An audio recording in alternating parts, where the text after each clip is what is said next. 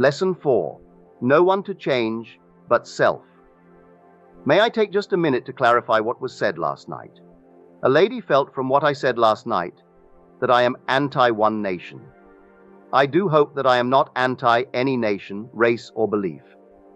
If perchance I used a nation, it was only to illustrate a point.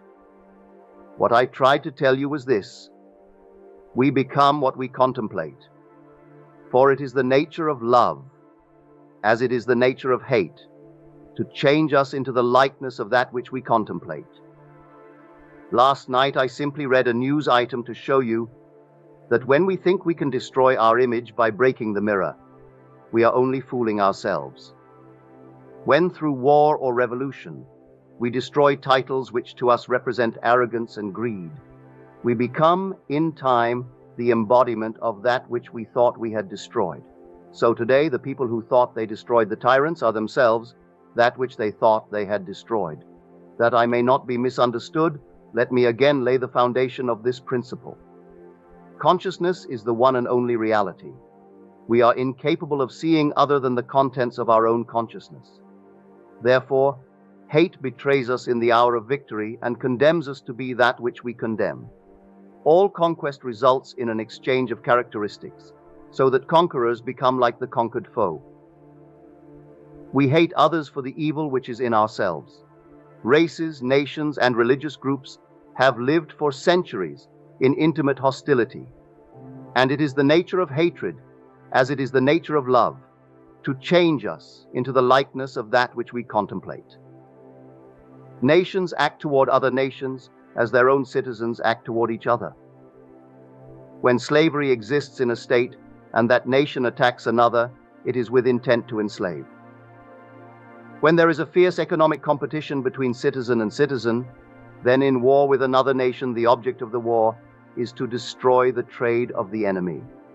Wars of domination are brought about by the will of those who within a state are dominant over the fortunes of the rest. We radiate the world that surrounds us by the intensity of our imagination and feeling. But in this third-dimensional world of ours, time beats slowly, and so we do not always observe the relationship of the visible world to our inner nature. Now that is really what I meant. I thought I had said it. That I may not be misunderstood, that is my principle. You and I can contemplate an ideal and become it by falling in love with it. On the other hand, we can contemplate something we heartily dislike, and by condemning it, we will become it. But because of the slowness of time in this three-dimensional world, when we do become what we contemplated, we have forgotten that formerly we set out to worship or destroy it. Tonight's lesson is the capstone of the Bible, so do give me your attention. The most important question asked in the Bible will be found in the 16th chapter of the Gospel of St. Matthew. As you know, all of the Bible stories are your stories. Its characters live only in the mind of man. They have no reference at all to any person who lived in time and space, or to any event that ever occurred upon earth. The drama related in Matthew takes place in this manner. Jesus turns to his disciples and asks them, "Whom do men say that I, the Son of Man, am?" Matt 16:13.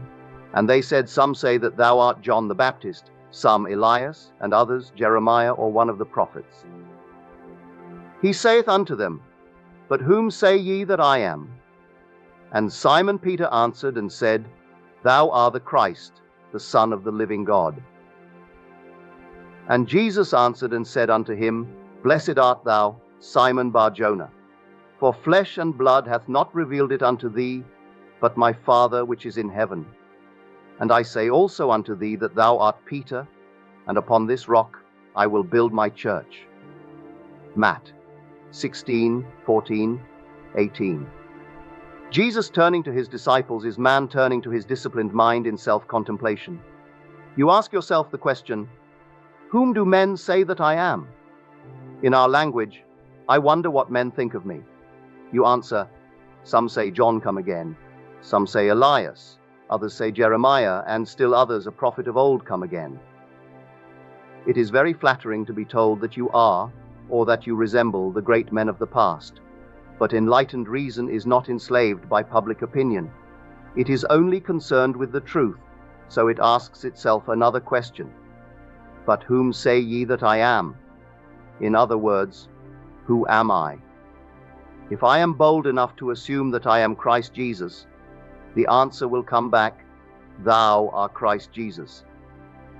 When I can assume it and feel it and boldly live it, I will say to myself, Flesh and blood could not have told me this, but my Father which is in heaven revealed it unto me. Then I make this concept of self the rock on which I establish my church, my world. If ye believe not that I am he, ye shall die in your sins. John 8:24. Because consciousness is the only reality, I must assume that I am already that which I desire to be. If I do not believe that I am already what I want to be, then I remain as I am and die in this limitation. Man is always looking for some prop on which to lean. He is always looking for some excuse to justify failure. This revelation gives man no excuse for failure. His concept of himself is the cause of all the circumstances of his life. All changes must first come from within himself. And if he does not change on the outside, it is because he has not changed within. But man does not like to feel that he is solely responsible for the conditions of his life. From that time, many of his disciples went back and walked no more with him. Then said Jesus unto the 12, Will ye also go away? Then Simon Peter answered him, Lord, to whom shall we go? Thou hast the words of eternal life. John 6:66-68. I may not like what I have just heard, that I must turn to my own consciousness as to the only reality, the only foundation on which all phenomena can be explained. It was easier living when I could blame another.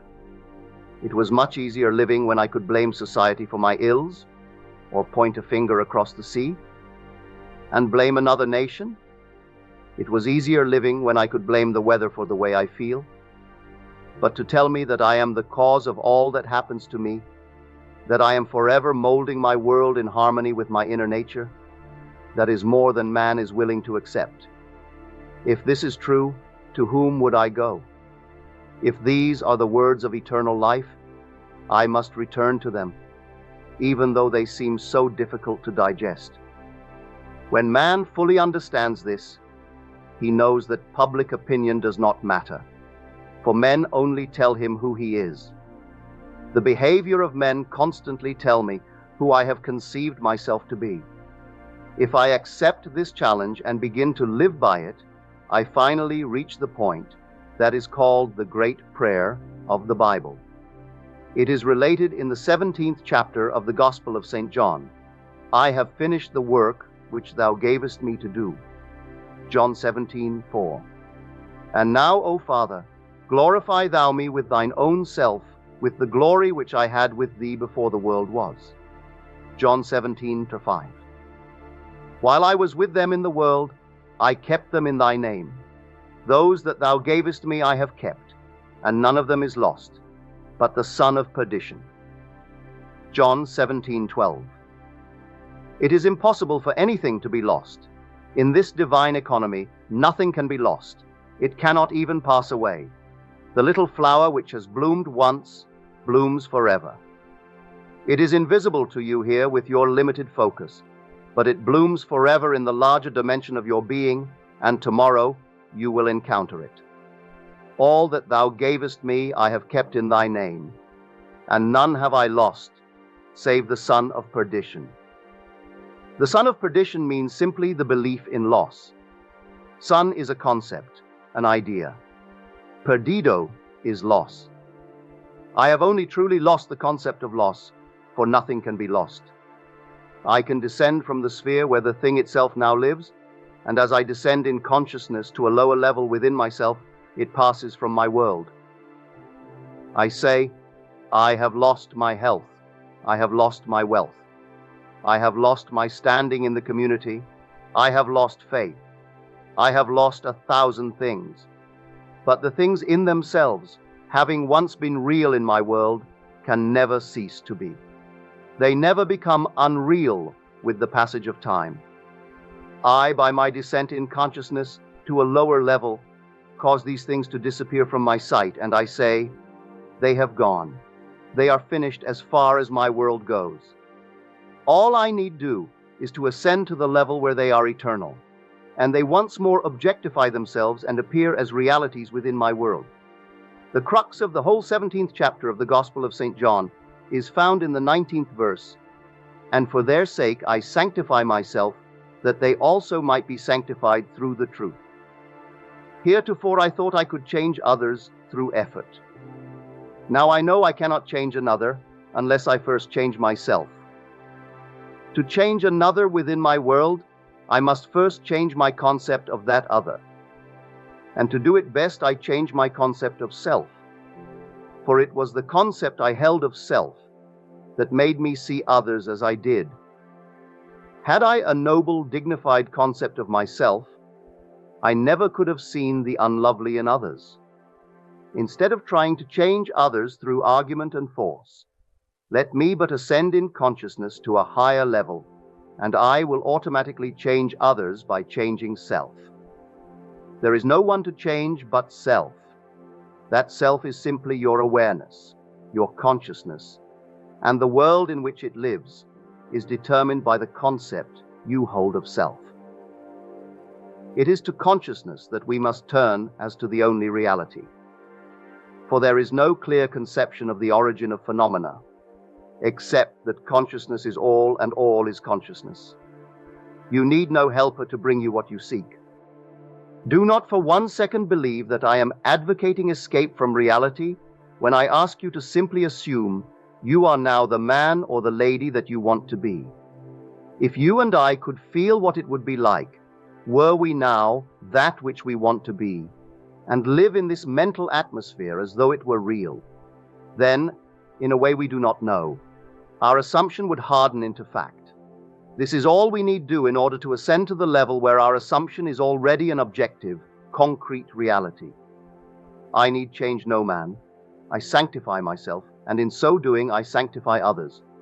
To the pure all things are pure. There is nothing unclean of itself, but to him that esteemeth anything to be unclean, to him it is unclean. Rom 14:14. There is nothing in itself unclean, but you, by your concept of self, see things either clean or unclean. I and my Father are one.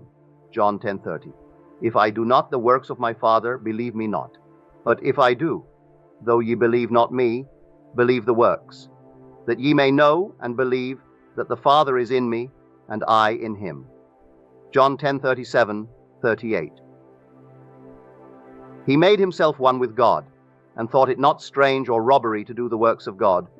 You always bear fruit in harmony with what you are.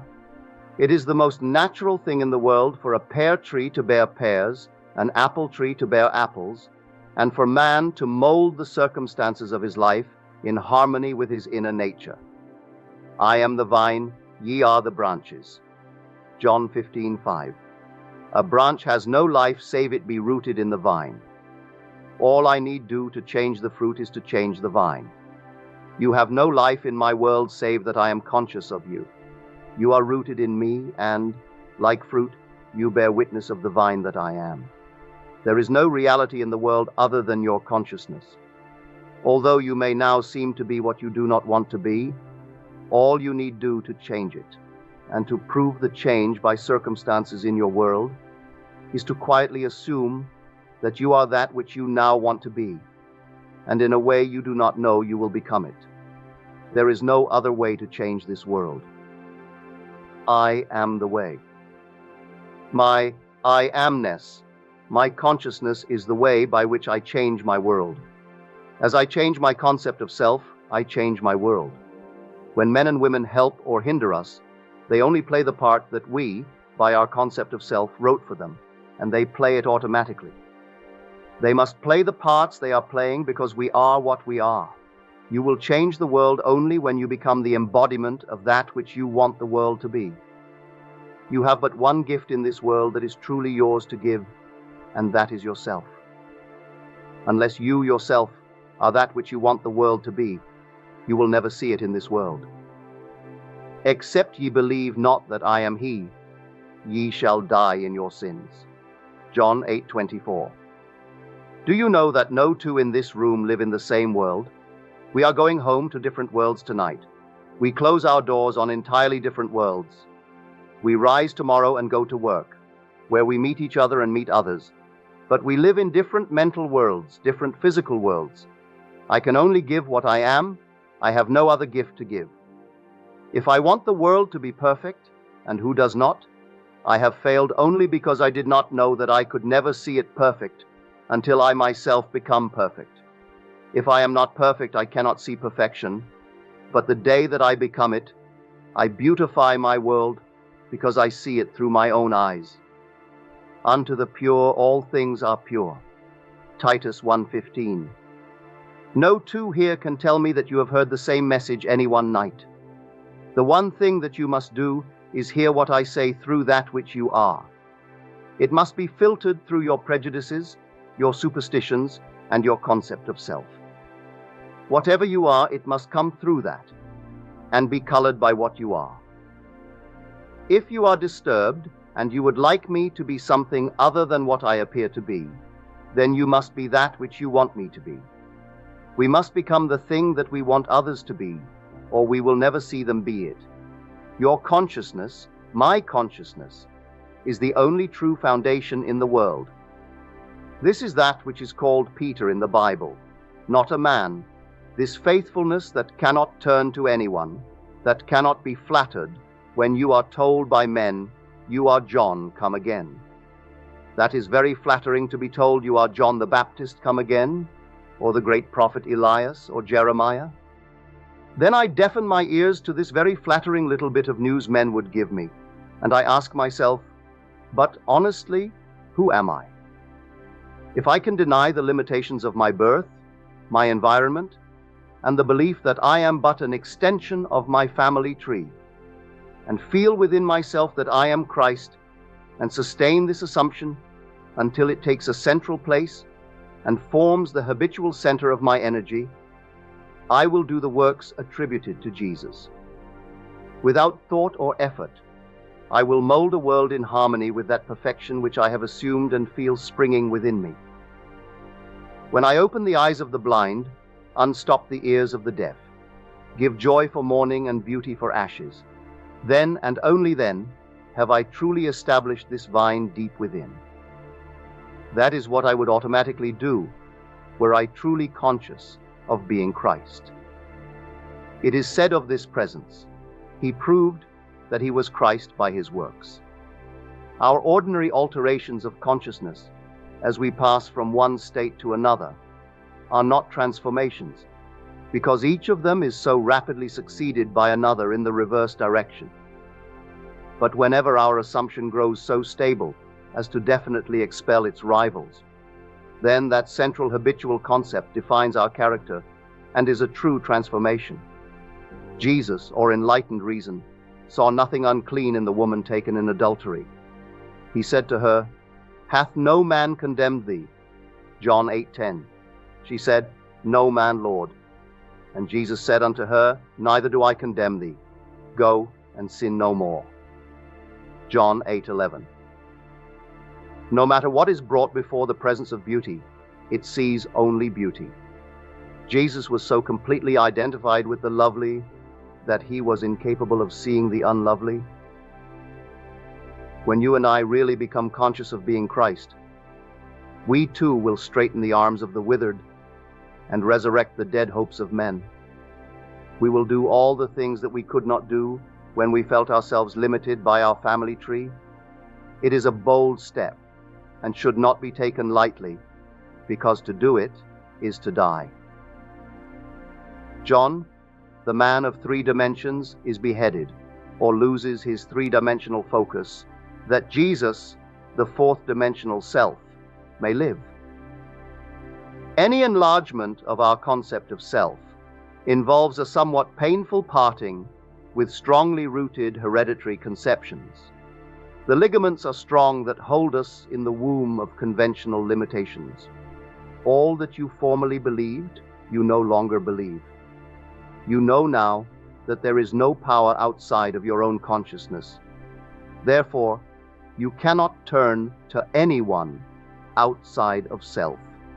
You have no ears for the suggestion that something else has power in it. You know the only reality is God, and God is your own consciousness. There is no other God. Therefore, on this rock, you build the everlasting church, and boldly assume you are this divine being, self-begotten because you dared to appropriate that which was not given to you in your cradle. A concept of self not formed in your mother's womb. A concept of self conceived outside of the offices of man. The story is beautifully told us in the Bible using the two sons of Abraham. One, the blessed, Isaac, born outside of the offices of man, and the other, Ishmael, born in bondage. Sarah was much too old to beget a child, so her husband Abraham went in unto the bondservant Hagar, the pilgrim, and she conceived of the old man and bore him a son called Ishmael. Ishmael's hand was against every man, and every man's hand against him. Every child born of woman is born into bondage, born into all that his environment represents, regardless of whether it be the throne of England, the White House, or any great place in the world. Every child born of woman is personified as this Ishmael, the child of Hagar. But asleep in every child is the blessed Isaac, who is born outside of the offices of man, and is born through faith alone. This second child has no earthly father. He is self-begotten. What is the second birth? I find myself man. I cannot go back into my mother's womb, and yet I must be born a second time. Except a man be born again, he cannot enter the kingdom of God. John 3:3. I quietly appropriate that which no man can give me, no woman can give me. I dare to assume that I am God. This must be of faith. This must be of promise. Then I become the blessed. I become Isaac. As I begin to do the things that only this presence could do, I know that I am born out of the limitations of Ishmael, and I have become heir to the kingdom. Ishmael could not inherit anything, although his father was Abraham, or God. Ishmael did not have both parents of the godly. His mother was Hagar the bondwoman, and so he could not partake of his father's estate. You are Abraham and Sarah, and contained within your own consciousness there is one waiting for recognition. In the Old Testament it is called Isaac, and in the New Testament it is called Jesus, and it is born without the aid of man. No man can tell you that you are Christ Jesus. No man can tell you and convince you that you are God. You must toy with the idea and wonder what it would be like to be God. No clear conception of the origin of phenomena is possible, except that consciousness is all and all is consciousness. Nothing can be evolved from man that was not potentially involved in his nature. The ideal we serve and hope to attain could never be evolved from us were it not potentially involved in our nature. Let me now retell and emphasize an experience of mine printed by me 2 years ago under the title, The Search. I think it will help you to understand this law of consciousness and show you that you have no one to change but self, for you are incapable of seeing other than the contents of your own consciousness. Once in an idle interval at sea, I meditated on the perfect state and wondered what I would be were I of too pure eyes to behold iniquity, if to me all things were pure and were I without condemnation. As I became lost in this fiery brooding, I found myself lifted above the dark environment of the senses. So intense was feeling, I felt myself a being of fire dwelling in a body of air. Voices, as from a heavenly chorus, with the exaltation of those who had been conquerors in a conflict with death, were singing, "He is risen, he is risen." And intuitively, I knew they meant me. Then I seemed to be walking in the night. I soon came upon a scene that might have been the ancient pool of Bethesda. For in this place lay a great multitude of impotent folk, blind, halt, withered, waiting not for the moving of the water as of tradition, but waiting for me. As I came near, Without thought or effort on my part, they were one after the other, molded as by the magician of the beautiful. Eyes, hands, feet, all missing members, were drawn from some invisible reservoir and molded in harmony with that perfection which I felt springing within me. When all were made perfect, the chorus exulted, "It is finished." I know this vision was the result of my intense meditation upon the idea of perfection, for my meditations invariably bring about union with the state contemplated. I had been so completely absorbed within the idea that for a while I had become what I contemplated, and the high purpose with which I had for that moment identified myself drew the companionship of high things and fashioned the vision in harmony with my inner nature. The ideal with which we are united works by association of ideas to awaken 1,000 moods, to create a drama in keeping with the central idea. My mystical experiences have convinced me that there is no way to bring about the perfection we seek other than by the transformation of ourselves. As soon as we succeed in transforming ourselves, the world will melt magically before our eyes and reshape itself in harmony with that which our transformation affirms. We fashion the world that surrounds us by the intensity of our imagination and feeling, and we illuminate or darken our lives by the concepts we hold of ourselves. Nothing is more important to us than our conception of ourselves, and especially is true of our concept of the deep, dimensionally greater one within us. Those that help or hinder us, whether they know it or not, are the servants of that law which shapes outward circumstances in harmony with our inner nature. It is our conception of ourselves which frees or constrains us, though it may use material agencies to achieve its purpose. Because life molds the outer world to reflect the inner arrangement of our minds, there is no way of bringing about the outer perfection we seek other than by the transformation of ourselves. No help cometh from without. The hills to which we lift our eyes are those of an inner range. It is thus to our own consciousness that we must turn as to the only reality, the only foundation on which all phenomena can be explained. We can rely absolutely on the justice of this law to give us only that which is of the nature of ourselves. To attempt to change the world before we change our concept of ourselves is to struggle against the nature of things. There can be no outer change until there is first an inner change, as within, so without. I am not advocating philosophical indifference when I suggest that we should imagine ourselves as already that which we want to be, living in a mental atmosphere of greatness, rather than using physical means and arguments to bring about the desired changes. Everything we do, unaccompanied by a change of consciousness, is but futile readjustment of surfaces. However we toil or struggle, we can receive no more than our concepts of self-affirm. To protest against anything which happens to us is to protest against the law of our being and our rulership over our own destiny. The circumstances of my life are too closely related to my conception of myself not to have been formed by my own spirit from some dimensionally larger storehouse of my being. If there is pain to me in these happenings, I should look within myself for the cause, for I am moved here and there and made to live in a world in harmony with my concept of myself. If we would become as emotionally aroused over our ideas as we become over our dislikes, we would ascend to the plane of our ideal as easily as we now descend to the level of our hates. Love and hate have a magical transforming power, and we grow through their exercise into the likeness of what we contemplate. By intensity of hatred, we create in ourselves the character we imagine in our enemies. Qualities die for want of attention, so the unlovely states might best be rubbed out by imagining beauty for ashes and joy for mourning, rather than by direct attacks on the state from which we would be free.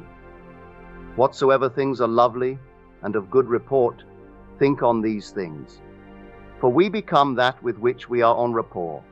There is nothing to change but our concept of self. As soon as we succeed in transforming self, our world will dissolve and reshape itself in harmony with that which our change affirms. I, by descent in consciousness, have brought about the imperfection that I see. In the divine economy, nothing is lost. We cannot lose anything, save by descent in consciousness from the sphere where the thing has its natural life.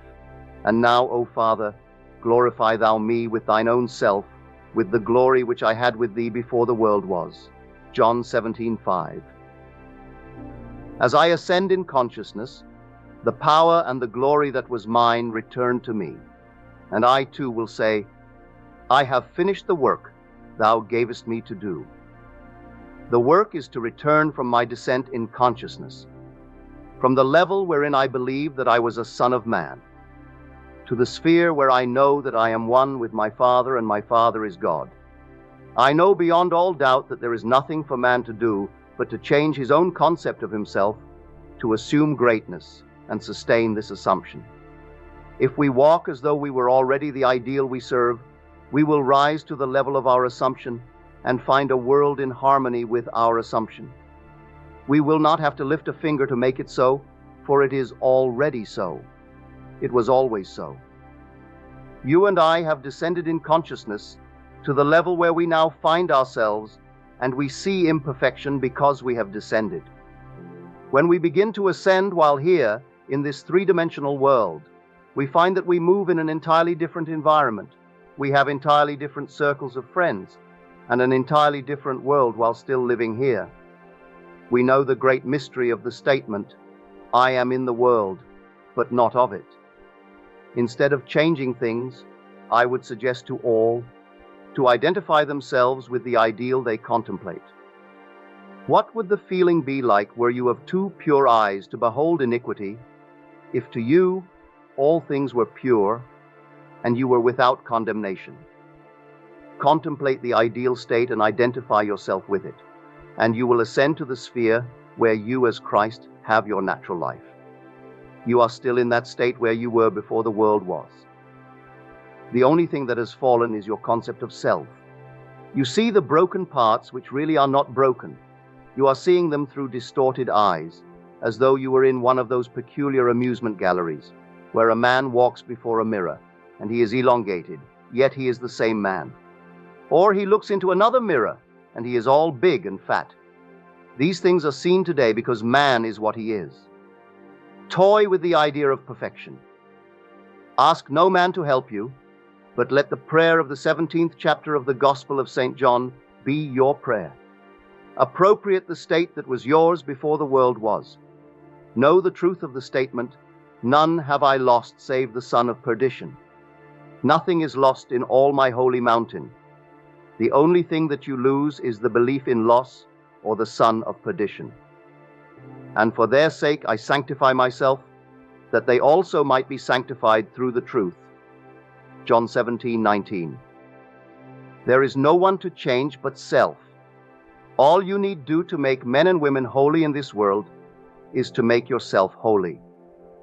You are incapable of seeing anything that is unlovely when you establish within your own mind's eye the fact that you are lovely.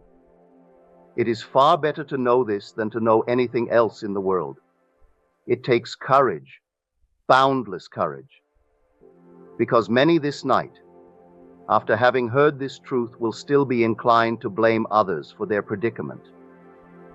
Man finds it so difficult to turn to himself, to his own consciousness, as to the only reality. Listen to these words. No man can come to me, except the Father which hath sent me draw him. John 6:44. I and my Father are one. John 10:30. A man can receive nothing except it be given him from heaven. John 3:27. Therefore doth my Father love me, because I lay down my life that I might take it again. No man taketh it from me, but I lay it down of myself. John 10:17-18. You did not choose me, I have chosen you. My concept of myself molds a world in harmony with itself, and draws men to tell me constantly by their behavior who I am. The most important thing in this world to you is your concept of self. When you dislike your environment, the circumstances of life, and the behavior of men, ask yourself, who am I? It is your answer to this question. That is the cause of your dislikes. If you do not condemn self, there will be no man in your world to condemn you. If you are living in the consciousness of your ideal, you will see nothing to condemn. To the pure, all things are pure. Now I would like to spend a little time making as clear as I can what I personally do when I pray, what I do when I want to bring about changes in my world. You will find it interesting, and you will find that it works. No one here can tell me they cannot do it. It is so very simple, all can do it. We are what we imagine we are. This technique is not difficult to follow, but you must want to do it. You cannot approach it with the attitude of mind, oh well, I'll try it. You must want to do it, because the mainspring of action is desire. Desire is the mainspring of all action. Now what do I want? I must define my objective. For example, suppose I wanted now to be elsewhere. This very moment I really desire to be elsewhere. I need not go through the door. I need not sit down. I need do nothing but stand just where I am, and with my eyes closed, assume that I am actually standing where I desire to be. Then I remain in this state until it has the feeling of reality. Were I now elsewhere, I could not see the world as I now see it from here. The world changes in its relationship to me as I change my position in space. So I stand right here, close my eyes, and imagine I am seeing what I would see were I there. I remain in it long enough to feel it to be real. I cannot touch the walls of this room from here, but when you close your eyes and become still, you can imagine and feel that you touch it. You can stand where you are and imagine you are putting your hand on that wall. To prove you really are, put it there and slide it up and feel the wood. You can imagine you are doing it without getting off your seat. You can do it, and you will actually feel it if you become still enough and intense enough. I stand where I am, and I allow the world that I want to see and to enter physically, to come before me as though I were there now. In other words, I bring elsewhere here by assuming that I am there. Is that clear? I let it come up. I do not make it come up. I simply imagine I am there and then let it happen. If I want a physical presence, I imagine he is standing here and I touch him. All through the Bible I find these suggestions. He placed his hands upon them. He touched them. If you want to comfort someone, what is the automatic feeling? To put your hand on them, you cannot resist it. You meet a friend, and the hand goes out automatically. You either shake hands or put your hand on his shoulder. Suppose you were now to meet a friend that you have not seen for a year, and he is a friend of whom you are very fond. What would you do? You would embrace him, wouldn't you? Or you would put your hand upon him. In your imagination, bring him close enough to put your hand upon him and feel him to be solidly real. Restrict the action to just that. You will be amazed at what happens. From then on, things begin to move. Your dimensionally greater self will inspire in all the ideas and actions necessary to bring you into physical contact. It works that way. Every day I put myself into the drowsy state. It is a very easy thing to do. But habit is a strange thing in man's world. It is not law, but habit acts as though it were the most compelling law in the world. We are creatures of habit. If you create an interval every day into which you put yourself into the drowsy state, say at 3 o'clock in the afternoon, do you know at that moment every day you will feel drowsy? You try it for 1 week and see if I am not right. You sit down for the purpose of creating a state akin to sleep, as though you were sleepy, but do not push the drowsiness too far, just far enough to relax and leave you in control of the direction of your thoughts. You try it for 1 week, and every day at that hour, no matter what you are doing, you will hardly be able to keep your eyes open. If you know the hour when you will be free, you can create it. I would not suggest that you do it lightly, because you will feel very, very sleepy, and you may not want to. I have another way of praying. In this case, I always sit down, and I find the most comfortable armchair imaginable, or I lie flat on my back and relax completely. Make yourself comfortable. You must not be in any position where the body is distressed. Always put yourself into a position where you have the greatest ease. That is the first stage. To know what you want is the start of prayer. Secondly, you construct in your mind's eye one single little event which implies that you have realized your desire. I always let my mind roam on many things that could follow the answered prayer, and I single out one that is most likely to follow the fulfillment of my desire. One simple little thing like the shaking of a hand, embracing a person, the receiving of a letter, the writing of a check, or whatever would imply the fulfillment of your desire. After you have decided on the action, which implies that your desire has been realized, then sit in your nice comfortable chair or lie flat on your back. Close your eyes for the simple reason it helps to induce this state that borders on sleep. The minute you feel this lovely drowsy state, or the feeling of gathered togetherness, wherein you feel, I could move if I wanted to, but I do not want to. I could open my eyes if I wanted to, but I do not want to. When you get that feeling, you can be quite sure that you are in the perfect state to pray successfully. In this feeling, it is easy to touch anything in this world. You take the simple little restricted action, which implies fulfillment of your prayer, and you feel it or you enact it. Whatever it is, you enter into the action as though you were an actor in the part. You do not sit back and visualize yourself doing it. You do it. With the body immobilized, you imagine that the greater you inside the physical body is coming out of it, and that you are actually performing the proposed action. If you are going to walk, you imagine that you are walking. Do not see yourself walk. Feel that you are walking. If you are going to climb stairs, feel that you are climbing the stairs. Do not visualize yourself doing it. Feel yourself doing it. If you are going to shake a man's hand, do not visualize yourself shaking his hand.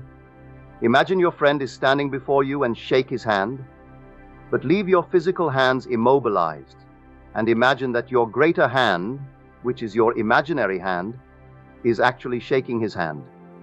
All you need do is to imagine that you are doing it. You are stretched out in time, and what you are doing, which seems to be a controlled daydream, is an actual act in the greater dimension of your being. You are actually encountering an event fourth dimensionally before you encounter it here in the 3 dimensions of space, and you do not have to raise a finger to bring that state to pass. My third way of praying is simply to feel thankful. If I want something, either for myself or another, I immobilize the physical body, then I produce the state akin to sleep, and in that state just feel happy, feel thankful, which thankfulness implies realization of what I want. I assume the feeling of the wish fulfilled, and with my mind dominated by this single sensation, I go to sleep. I need do nothing to make it so, because it is so. My feeling of the wish fulfilled implies it is done. All these techniques you can use and change them to fit your temperament. But I must emphasize the necessity of inducing the drowsy state, where you can become attentive without effort. A single sensation dominates the mind if you pray successfully. What would I feel like now, were I what I want to be? When I know what the feeling would be like, I then close my eyes and lose myself in that single sensation, and my dimensionally greater self then builds a bridge of incident to lead me from this present moment to the fulfillment of my mood. That is all you need do. But people have a habit of slighting the importance of simple things. We are creatures of habit, and we are slowly learning to relinquish our previous concepts but the things we formerly lived by still in some way influence our behavior. Here is a story from the Bible that illustrates my point. It is recorded that Jesus told his disciples to go to the crossroads, and there they would find a colt, a young colt, not yet ridden by a man. To bring the colt to him, and if any man ask, "Why do you take this colt?" say, "The Lord has need of it." They went to the crossroads and found the colt, and did exactly as they were told. They brought the unbridled ass to Jesus, and he rode it triumphantly into Jerusalem. The story has nothing to do with a man riding on a little colt. You are Jesus of the story. The colt is the mood you are going to assume. That is the living animal not yet ridden by you. What would the feeling be like were you to realize your desire? A new feeling like a young colt is a very difficult thing to ride unless you ride him with a disciplined mind. If I do not remain faithful to the mood, the young colt throws me off. Every time you become conscious that you are not faithful to this mood, you have been thrown from the colt. Discipline your mind that you may remain faithful to a high mood and ride it triumphantly into Jerusalem, which is fulfillment, or the city of peace. This story precedes the feast of the Passover. If we would pass from our present state into that of our ideal, we must assume that we are already that which we desire to be and remain faithful to our assumption. For we must keep a high mood if we would walk with the highest. A fixed attitude of mind, a feeling that it is done, will make it so. If I walk as though it were, but every once in a while I look to see if it really is, then I fall off my mood or colt. If I would suspend judgment like Peter, I could walk on the water. Peter starts walking on the water, and then he begins to look unto his own understanding, and he begins to go down. The voice said, "Look up, Peter." Peter looks up and he rises again and continues walking on the water. Instead of looking down to see if this thing is really going to harden into fact, you simply know that it is already so. Sustain that mood, and you will ride the unbridled colt into the city of Jerusalem. All of us must learn to ride the animal straight into Jerusalem unassisted by a man. You do not need another to help you. The strange thing is that as we keep the high mood and do not fall, others cushion the blows. They spread the palm leaves before me to cushion my journey. I do not have to be concerned. The shocks will be softened as I move into the fulfillment of my desire. My high mood awakens in others the ideas and actions which tend towards the embodiment of my mood. If you walk faithful to a high mood, there will be no opposition and no competition. The test of a teacher or a teaching is to be found in the faithfulness of the taught. I am leaving here on Sunday night. Do remain faithful to this instruction. If you look for causes outside the consciousness of man, then I have not convinced you of the reality of consciousness. If you look for excuses for failure, you will always find them, for you find what you seek. If you seek an excuse for failure, you will find it in the stars, in the numbers, in the teacup, or most any place. The excuse will not be there, but you will find it to justify your failure. Successful business and professional men and women know that this law works. You will not find it in gossip groups, but you will find it in courageous hearts. Man's eternal journey is for one purpose: to reveal the Father. He comes to make visible his Father, and his Father is made visible in all the lovely things of this world. All the things that are lovely, that are of good report, ride these things, and have no time for the unlovely in this world, regardless of what it is. Remain faithful to the knowledge that your consciousness, your I amness, your awareness of being aware of the only reality. It is the rock on which all phenomena can be explained. There is no explanation outside of that. I know of no clear conception of the origin of phenomena, save that consciousness is all and all is consciousness. That which you seek is already housed within you. Were it not now within you, eternity could not evolve it. No time stretch would be long enough to evolve what is not potentially involved in you. You simply let it into being by assuming that it is already visible in your world and remaining faithful to your assumption. It will harden into fact. Your Father has unnumbered ways of revealing your assumption. Fix this in your mind and always remember, an assumption, though false, if sustained, will harden into fact. You and your Father are one, and your Father is everything that was, is, and will be. Therefore, that which you seek you already are. It can never be so far off as even to be near, for nearness implies separation. The great Pascal said, "You never would have sought me had you not already found me. What you now desire you already have, and you seek it only because you have already found it. You found it in the form of desire. It is just as real in the form of desire as it is going to be to your bodily organs. You are already that which you seek, and you have no one to change but self in order to express it."